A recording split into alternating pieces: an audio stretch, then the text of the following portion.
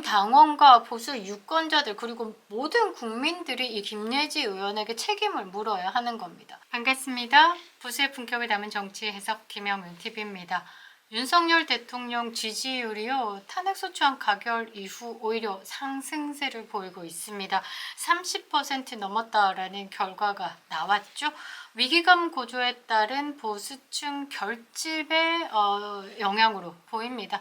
그런 마음이 좀 작용하지 않았나 싶기도 합니다. 집권 여당인 국민의힘의 지지율도 오르고 있죠. 과거의 박근혜 대통령 전 탄핵 정국과는 완벽히 다릅니다. 그때는 멋모르고 당했다. 그리고 박근혜 전 대통령 같은 경우 그냥 허허벌판에 누구 하나 바람막이 없이 혼자 서 있었다. 참 안타까운 상황인데요.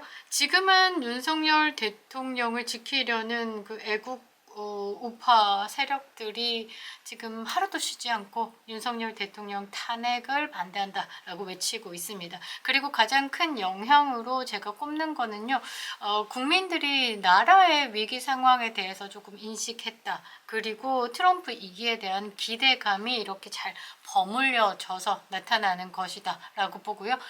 지금도 바이든 정부지만 내정 간섭이 아닌 선에서 돕고 있습니다. 미국 의회 보고서 등등 1월 20일 시작될 트럼프 2기의 기대감까지 버무려져서 더욱더 뭉치고 있는 것이 아닌가라는 생각을 하는데요. 이런 긴박한 위기 상황 속에서도 어이없는 내부 총질자들이 있습니다. 오늘도 이 어이없음을 다뤄볼 생각인데요. 김혜지입니다. 김혜지. 이 사람 보면 배은망덕의 나쁜 예가 아닐까라는 생각을 하는데요. 영상 시작하겠습니다. 구독과 좋아요 버튼 꼭 눌러주시고요. 끝까지 시청 부탁드리겠습니다. 좋아요 버튼을 많이 눌러주시면요. 광고가 활성화되고 애국보수 유튜버들까지 활성화된다라고 하니 많은 응원 부탁드리겠습니다. 자, 이 김혜지 의원 제가 계속 이야기를 드리죠. 처음 비례를 받을 때 유승민의 입김이 작용했다라고도 말씀드렸는데요. 이 김혜지 의원을 보면 자신의 핸디캡을 무기로 특권의식에 사로잡혀 있는 뻔뻔함을 장착한 것이 아닌가라고 생각합니다. 이게 갑질이 아니고 뭘까요? 라는 물음을 가질 수밖에 없는데요. 김혜지는 그동안에 동성결혼 합법화 입법안을 냈습니다. 정신이 있는 건지. 그런데 전장현도 옹호했습니다. 이 동성 결혼에 대해서 합법화라기 전에 대한민국의 정서부터 다듬어야 되는 거지. 급박한 그런 전진에는 항상 부작용이 따르기 마련입니다. 아무튼 국민의힘과 전혀 맞지 않는 색을 가졌음에도 불구하고 이번에 4.10 총선에서 비례를 두 번째 받았습니다. 특혜를 제공받았다라고 밖에 볼 수 없죠. 좌파 진영에서 용혜인이가 비례를 두 번 받으면서 비판의 대상이 됐었는데요. 이 국민의힘 내부에서도 똑같은 짓거리를 하니까 이 용혜인을 비판할 수가 없었습니다. 뭐 예의 바름, 뭔 물고기 이런 이야기를 했죠. 그게 공천의 이유였다라고 하면 이거는 공정과 상식을 깬 것이다 라고 밖에 볼 수 없는 거죠. 다른 장애우들도 많습니다. 그런데 김예지에게 두 번을 줬다라는 건 공정하지 못하다라고 밖에 볼 수 없는데요. 주변의 만류에도 불구하고 이 김예지를 두 번 비례를 꽂아준 건 한동훈입니다. 그래서 배은 망덕에 딱 맞아 떨어지는 예가 아닐까 싶습니다. 대통령 권한 대행이 헌법재판관 임명 권한이 없다라는 입장을 여전히 견지하고 있는 국민의힘은요. 그런 차원에서 헌법재판관 인사청문회 참여도 안 했어요.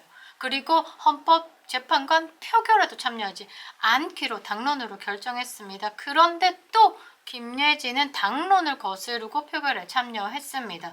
국민의힘에서는 조경태, 김상욱, 한지아, 김예지 이렇게 네 사람이 투표를 했는데요.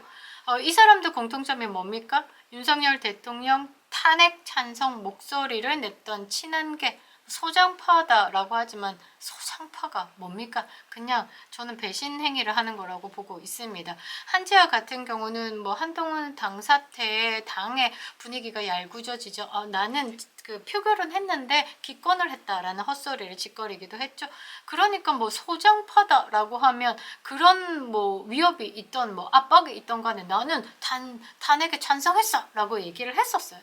이도저도 아닌 사람이다라고 보는데 어찌됐든 당 내에서는 이탈, 반란표다라는 비판이 나오고 있습니다. 조경태 같은 경우는 국민의힘에서 6선입니다. 문재인 쪽에서 넘어왔죠. 그러니까 처음부터 좌파다라고 봐야 되고 또 김상욱이라는 사람 다룰 예정입니다. 이준석과 웃고 떠들고 포옹까지 했죠. 전화번호 교환했을 겁니다. 이준석의 물이 튀었다라는 건 방사능 오염이다라고 봐야 되고 똑같은 거다라고 봐야 되고 김재섭이나 김상욱이나 비슷한데 김재섭은 이제 남들 보는 눈 용기가 좀 없는 거고 김상욱은 개념이 없는 거고 저는 그렇게 봅니다. 어쨌든 김상욱 같은 경우는 울산시장 선거계 문재인의 친구 송초로 전 울산시장과 함께 변호사 사무실에서 일했던 사람입니다. 그러니까 뭐 그 짝이다 봐야 되겠죠. 한지아 뭐 말해 뭐 하겠습니까? 한동훈 당대표 사진 찍히면 꼭 뒤에서 고개 뻣뻣이 들고 있던 게 한지아입니다.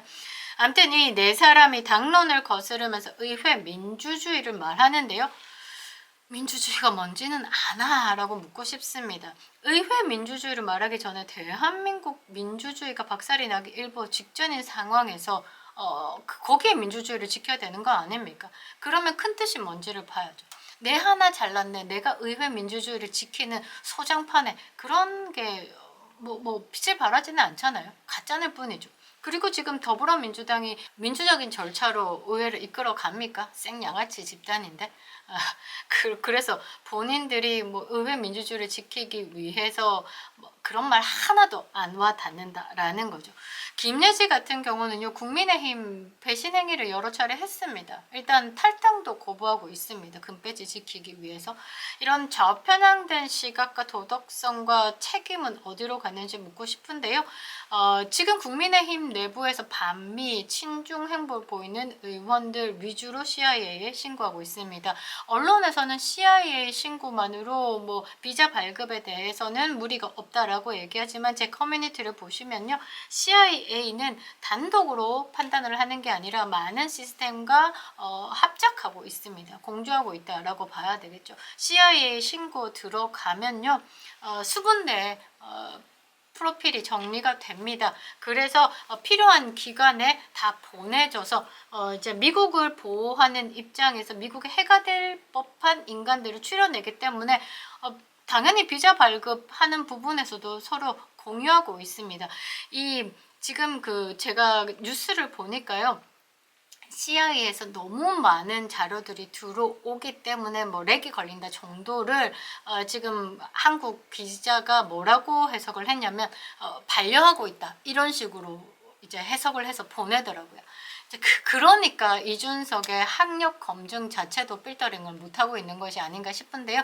CIA에 신고 계속 하셔도 됩니다. 지금 너무 많은 신고가 들어와서 조금 늦어질 뿐 그렇게 생각하시면 됩니다. 저는 이 김예지 의원을 CIA에 신고했습니다.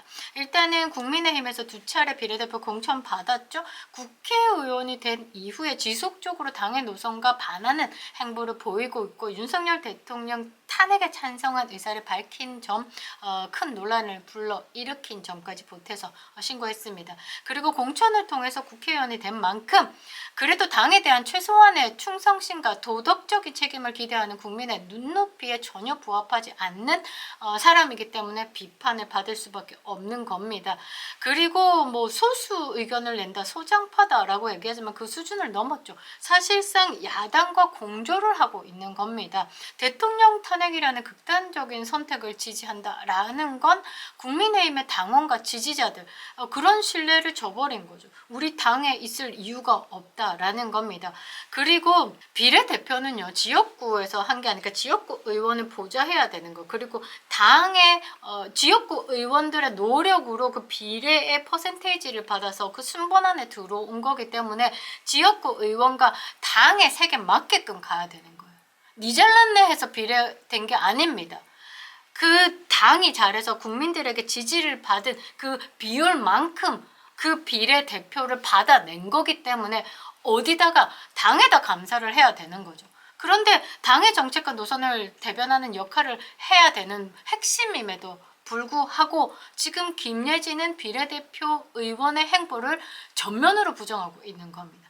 그래서 자격이 없다라는 거죠. 아니 그냥 탄핵에 반대했으니까 너는 의원의 자격이 없어 이게 아니라 비례의원이 해야 되는 역할이라는 거죠. 그 역할을 못하는 거면 나가리 쳐야 된다라는 겁니다.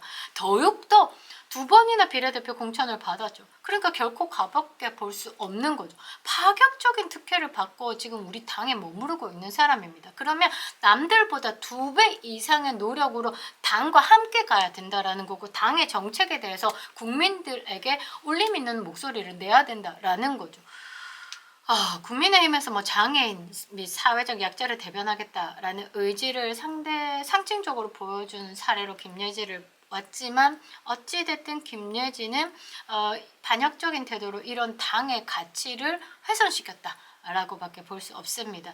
현재까지 탈당하지 않고 국민의힘 간판 아래 국회의원직을 유지하고 있습니다.